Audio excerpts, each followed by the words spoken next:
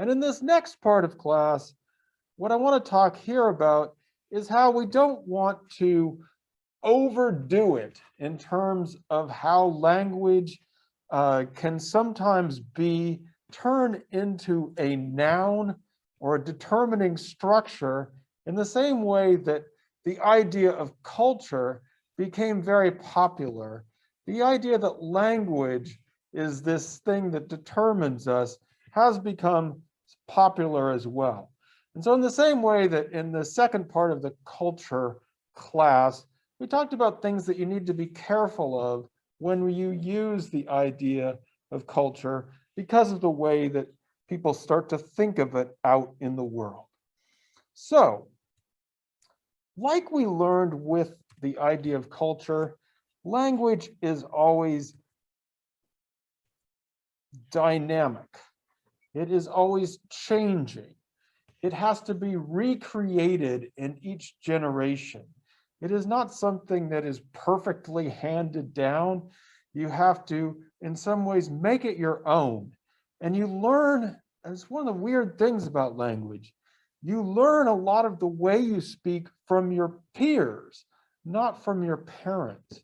So you would think that you would get a lot, obviously you get a lot from what is handed down to you, but in the way that you speak, you are creating your own language, a lot of it in relationship to your peers, the people around you, especially if you're young. The other thing we have to realize is there is always going to be multiple forms and ways of expressing and different aspects to and within languages. So not everyone within a language is going to be the same. We've used the example of English from different countries, but we can also talk about different regional Englishes in the United States. And one of you asked a question about accents. And these things like accents, word choices, grow up in the same ways that people get into different geographies and areas of the world and begin to share things that might diverge from other parts of a place, even if they technically are part of the same nation or part of the same culture or social group. And anthropologists, again, using some fairly big words here, have talked about the idea of ethno-pragmatics, which is basically talking about how language is used, and that you have to understand the context of language use as much as the meanings of the symbols and the words. We've also borrowed a term called heteroglossia, which is the idea that even within one language, there are different ways of speaking it. And so the way that you speak with your friends and the way that you speak with your parents and the way that you speak with your professors may be quite different. And so this is the notion that even within a so-called language, there might be different varieties that we use. Some people talk about this in terms of code switching, which is that you might speak a certain version of the language in one context and then have to switch into either a more formal register or a more informal register. Some of the Asian languages have very different even word choices for levels of formality, and they might be also very gendered, so that you'll use whole different words and constructions when you're speaking to your elders, or when a man is speaking to a woman, or when people are in the family setting. They can almost be unrecognizable in terms of the language, even though they fall under that same language. And so this gets to another point, is a lot of people have tried to count up the number of languages in the world, and there's various ways that obviously there's a lot of difference in the same way there are different cultures, but we have to be careful with that, because in the same way that we talked about culture with a capital C as a property and a process of the human species versus this idea of trying to cut everyone up into a bounded culture or a noun cultures, same thing with language. Language is a process, it's dynamic, and it works. It's very important for human beings. But whenever we try to say, okay, here's where one language starts and another one begins, things can get very tricky. And so you have to be careful about who and what is defining where the language or languages actually exist. And people get very involved, they get very upset about things if people are not speaking the way they want them to. And so whenever we talk about language, it is not simply words and meanings and symbols and abstractions. It is also about who is empowered to speak, who gets to speak, what is the prioritization of certain forms of language. And so Levin and Schultz call this linguistic inequality, that some languages have more prestige, that others and other accents or other things within these languages might be looked down upon. And so these are not neutral ideas. There's always going to be power and inequality involved. They bring this up also in the context of what is called language ideology. And a number of you had focused in on this and had some questions about it. Language ideology is when, different people have ideas about what is proper or right to do with a language and might seek to impose them or look down upon others who speak in a different way. And some of you wanted to know if this was easy to see. And I guess I would say to that, it's easy to see if you're kind of step back and look for it, but we often make these assumptions without understanding them. And so these are things that it's kind of like culture. Unless we bring it to consciousness, unless we reflect upon it, we do a lot of language ideology without realizing it. And so there's a really interesting bit here about the idea of ratiolinguistics, which is coined by the linguist Sami Alim. And he talks about a really interesting trip that he takes, in which at all different points on this trip, people are trying to figure out, well, who are you? What kind of group do you belong to racially or socially?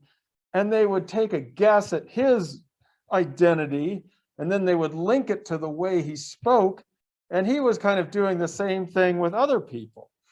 And so it's an interesting story, in part because it goes back to one of the very first lessons of this unit, which is that in anthropology, we have discredited the idea of the biological idea of race and the idea that somehow your race or your biology is inextricable from the way you talk and function culturally. And so we kind of know this anthropologically, that there is no connection inherent between our bodies and the way we speak, that has to do with how we learn to speak. But in the world out there, people are constantly trying to match these things up and trying to sort of figure out what belongs with what and who belongs with whom. And this is kind of an active field of linguistic analysis right now, is to show in what ways, when we perceive race, we do it through language. So this is a kind of interesting, I would say, cutting edge part of how people are starting to put back together the idea of race, language, and culture, not in the way that we want to say that they are linked together, genetically determined, but to realize that people do put these things, our language and our culture also affects our biology and our appearance and how we present ourselves in the world. These are inseparable in some ways from each other. I want to talk about something that is not in Lavenda and Schultz, but I think it's a very important lesson of how language ideology works, especially in a fiercely monolingual country like the United States. And there is no national law that, that, that says that English is the language of the United States. There are a number of states that have what are called English-only laws, but it's a very powerful idea in this country. It's part of our language ideology, and a lot of people subscribe to it, even if they don't necessarily think about how it works. Now, what happens out there in the world is that when you look at various groups of immigrants that have come into the United States, almost, maybe I'm going to say all of them, all of the non-English speaking immigrants are always accused of not learning English and not assimilating. Benjamin Franklin, back in the day, used to get really upset about the Germans in Pennsylvania and how they were not assimilating and they wouldn't learn English. My grandfather and great-grandfather were told that they weren't fitting in, that they were speaking too much Italian, that they weren't learning English, they wouldn't assimilate, eating too much garlic, being too Catholic. So this is something that has gone on for a long time. But if we look at every immigrant group over time, and including the people who are the largest immigrant group today, at least for a time, the Spanish speakers, they go through a similar process. And it's a process that happens and is related to their time and generation in the United States. In the first generation, the people from this group are going to speak the language or the languages of wherever they're from.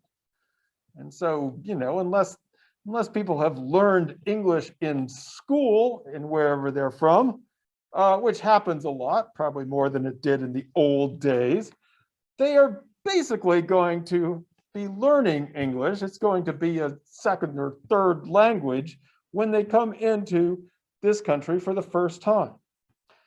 If those people then have children in the United States, it is always the case that those children become completely fluent in English. Now, some of them are bilingual in the sense that they will speak the language or languages of their parents as well.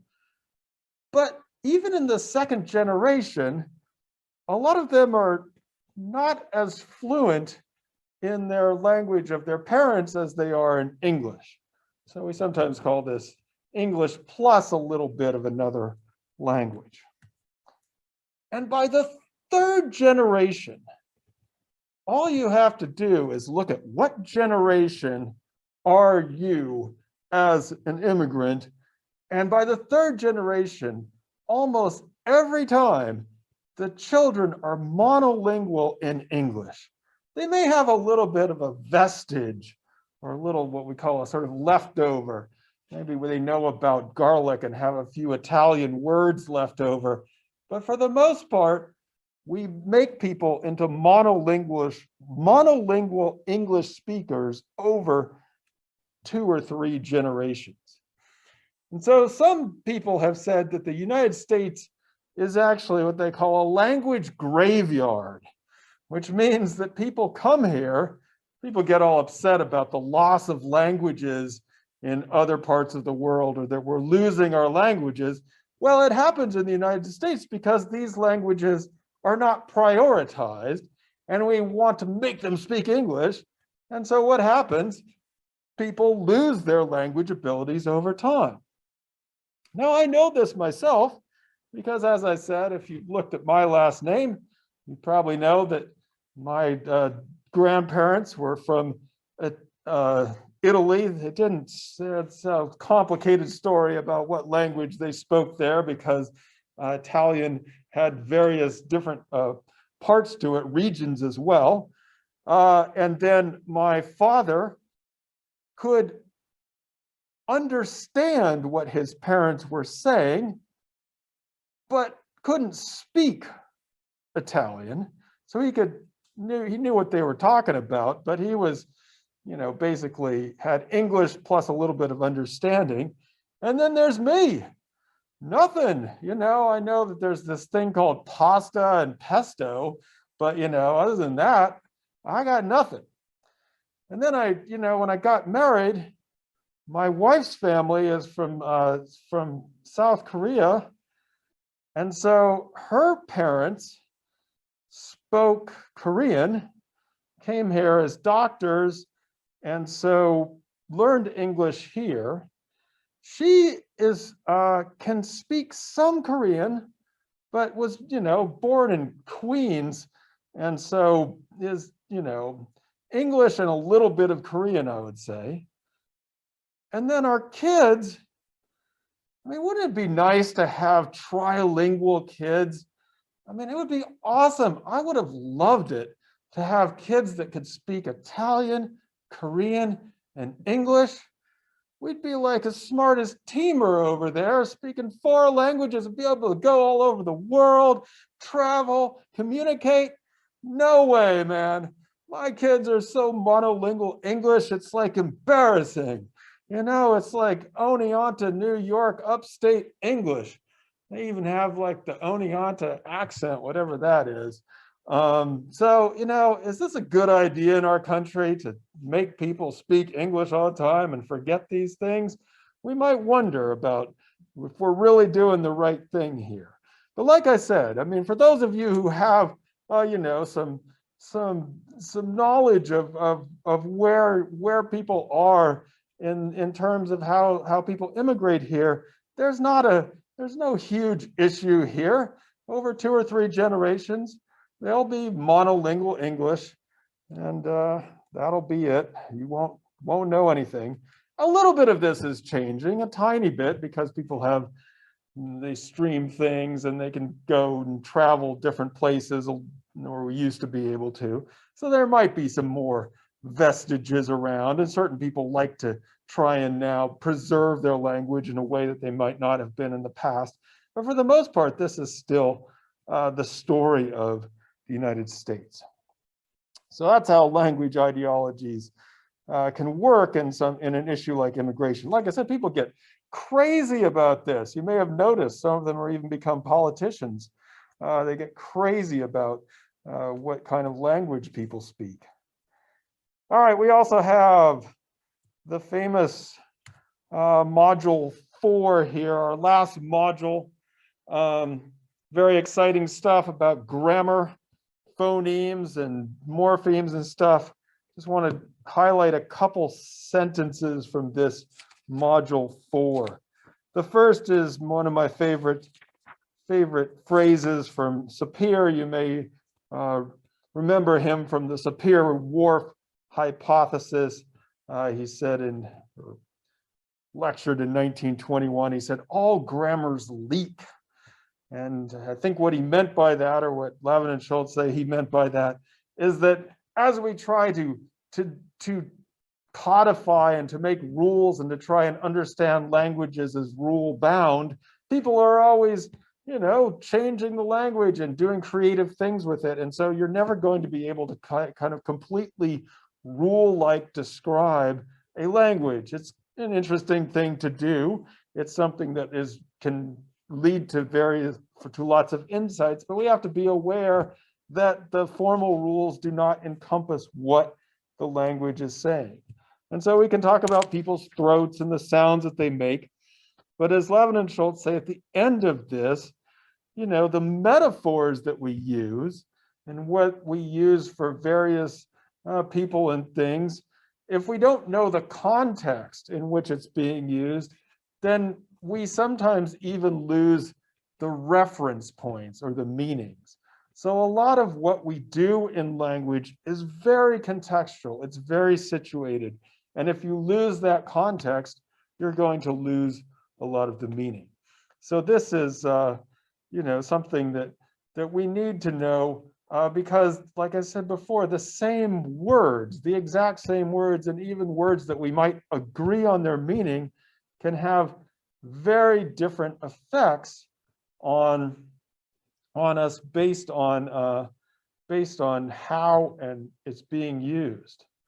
Let me try an example out with you. So if we're sitting here and I look over there and I say, the house is on fire, what do you do?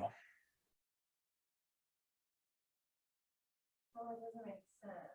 I guess you asked what house. Well, let's say we could see a house. And I said, look, the house is on fire. What would you do? You'd look, you'd be contemplated. Now, those very same words, the house is on fire, 5 words, all the same, 1-syllable words. Try this one out. Imagine this. The house is on fire. Now what do you do? What context am I saying that in?